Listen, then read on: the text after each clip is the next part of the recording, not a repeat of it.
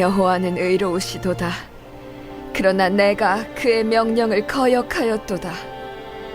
너희 모든 백성들아, 내 말을 듣고 내 고통을 볼지어다.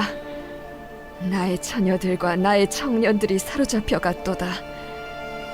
내가 내 사랑하는 자들을 불렀으나 그들은 나를 속였으며, 나의 제사장들과 장로들은 그들의 목숨을 회복시킬 그들의 양식을 구하다가 성 가운데에서 기절하였도다.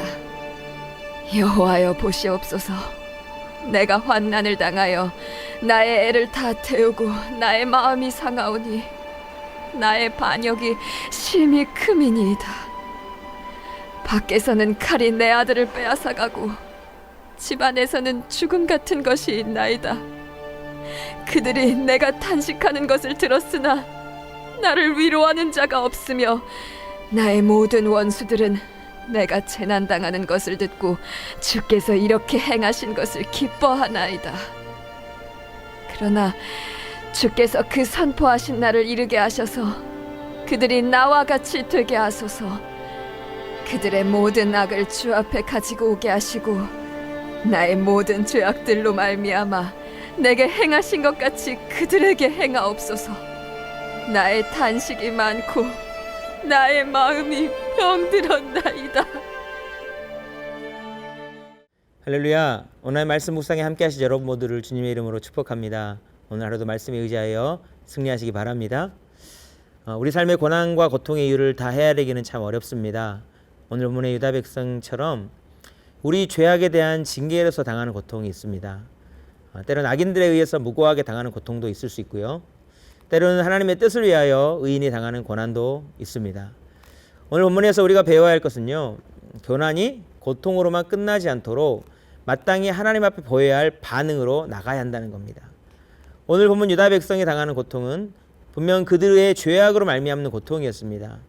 오늘 본문의 선지자는 자신이 당한 고통에 대한 묘사에서 끝나지 않고 고통 중에 하나님 앞으로 더 가까이 나아가더라는 겁니다. 이는 고난 중에 우리가 어떻게 행해야 할지를 가르쳐주는 모습이기도 한데요. 두 가지 방법으로 나아가고 있는데, 하나는 회개이고 또 하나는 탄원입니다. 오늘 본문 말씀을 통해서 우리를 향한 하나님의 마음을 알길 원하는데요. 첫 번째는 회개하는 모습입니다. 본문 18절 말씀을 같이 보시겠습니다. 여호와는 의로우시도다.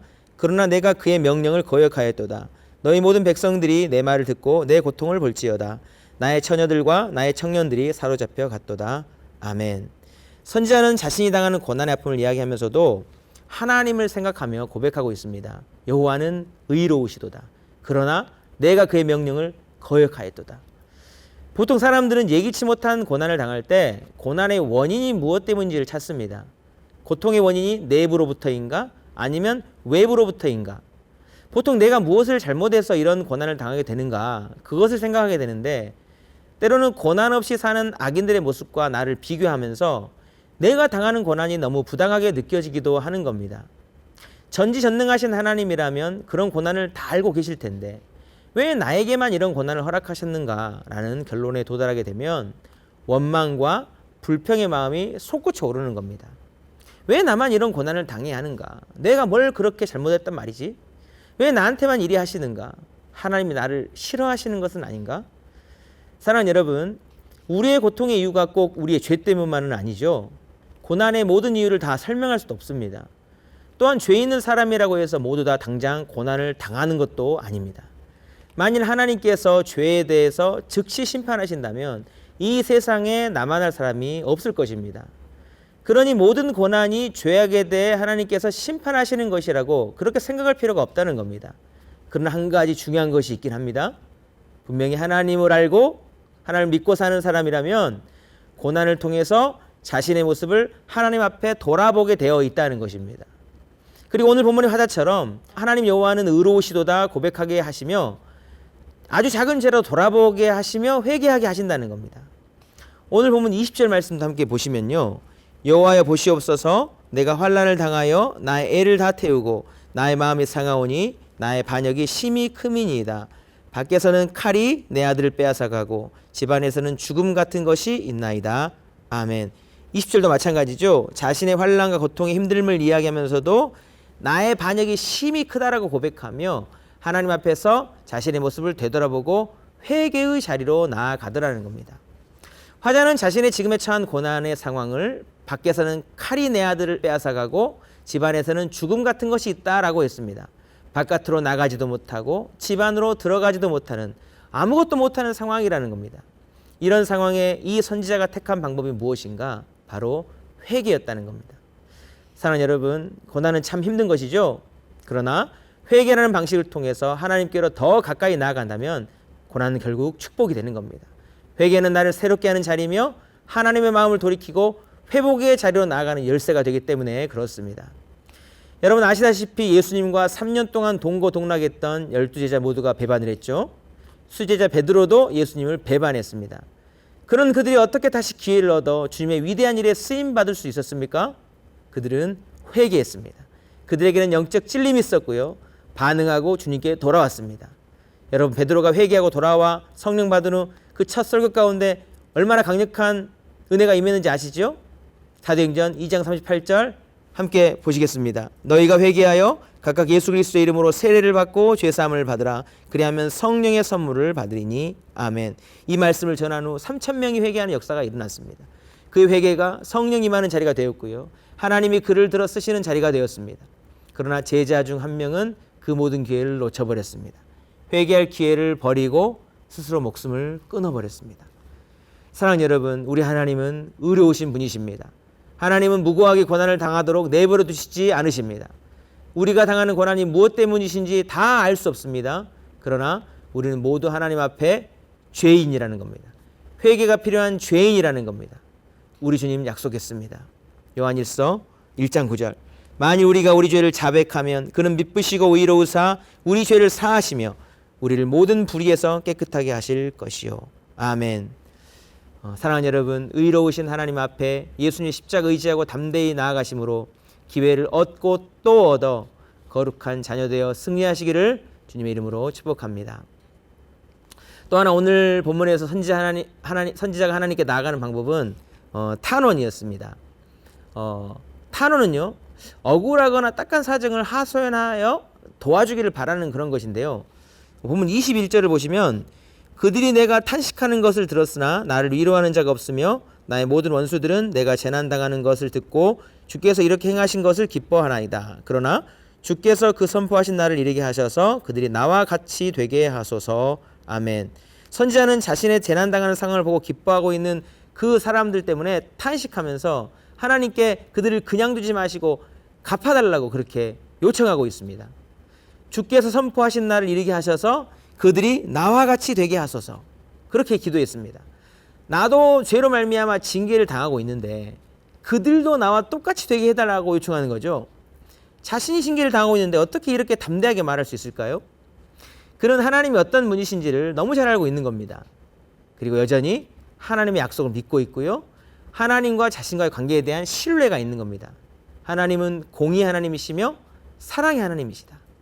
공의의 하나님이시기 때문에 죄는 그냥 넘어가실 수 없다. 그렇게 내가 징계를 당하는 거다.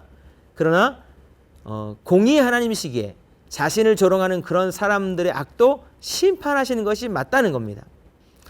사랑하는 여러분, 이 탄원하는 것이 얼마나 중요하냐면요. 탄원의 요청은 내 손으로 더 악한 일을 행하지 않겠다는 선언이거든요. 내 손으로 복수하지 않겠다는 겁니다. 복수를 하나님의 손에 맡기겠다는 것이고 하나님의 전능하신 손을 믿겠다는 겁니다. 하나님께서 여전히 나를 사랑하신다. 그 사실을 믿는 자가 할 수 있는 믿음의 행동인 겁니다. 하나님은 죄를 미워하시는 공의의 하나님이시기 때문에 죄에 대해서는 징계하시지만 동시에 나를 사랑하시는 하나님이시고 여전히 나를 사랑하시기 때문에 악인들에 의해 고통당하는 나를 돌보아 주실 것이라는 신뢰가 있는 것입니다. 본문 22절도 보시겠습니다. 그들의 모든 악을 주 앞에 가지고 오게 하시고 나의 모든 죄악들로 말미암아 내게 행하신 것 같이 그들에게 행하옵소서.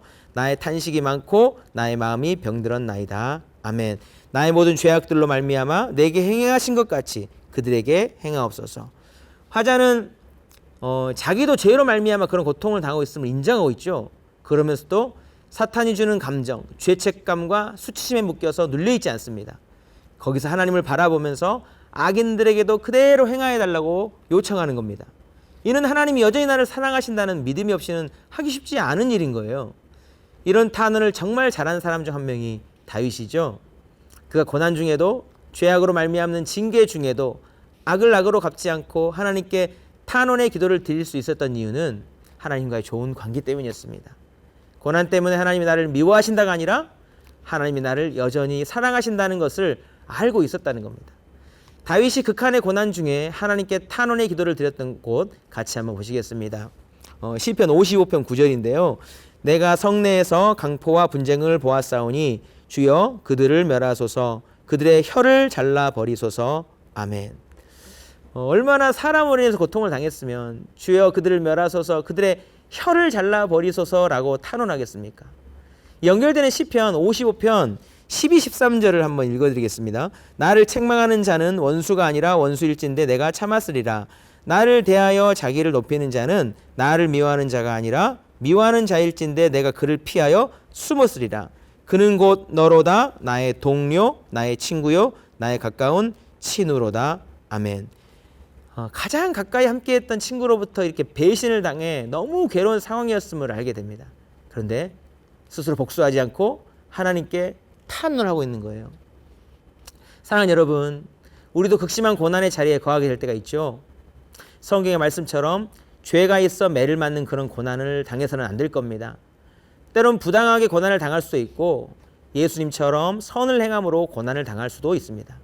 어떠한 고난이든지 우리가 그 고난의 자리에서 해야 할 일이 있습니다. 바로 회개와 탄원입니다. 하나님과 나 사이에 거리끼는 것은 없는지 돌아보고 회개의 자리로 나아가 하나님이 원하시는 거룩의 자리로 나아가시기를 주님의 이름으로 축복합니다. 또한 악을 악으로 갚지 말고 갚아주시는 하나님이심을 기억하면서 하나님께 탄원의 기도를 드리시는 저와 여러분 되길 바랍니다. 그럴 때 하나님은 고난 중에도 여전히 함께 하시고 위로하시고 갚아주시고 결국 십자가를 통해 보여주신 것처럼 고난을 뛰어넘는 영광의 자리에 서서 하나님께 영광 돌리게 해주실 것입니다. 인생의 크고 작은 고난에 함몰되지 않고요, 예수님 편에 구별되어 승리하는 저와 여러분의 복된 삶이 될 수 있기를 주님의 이름으로 축복합니다. 기도하시겠습니다. 하나님 아버지, 이 시간 고난 중에 계신 성도님들이 계시다면 그들의 마음을 위로하여 주시옵소서. 하나님이 내가 미워서 고난을 주시는 것이 아님을 알게 하여 주옵소서. 혹시라도 하나님 앞에 회개할 것이 없는지를 돌아보며 더 하나님께 가까이 가게 하시고 탄원하는 기도를 통해 내 마음의 자유와 승리를 주시는 주님을 경험하게 하는 믿음의 승리자들 다 되게 인도하여 주옵소서. 함께해 주시기를 간절히 소망하며 예수님의 이름으로 기도드리옵나이다. 아멘.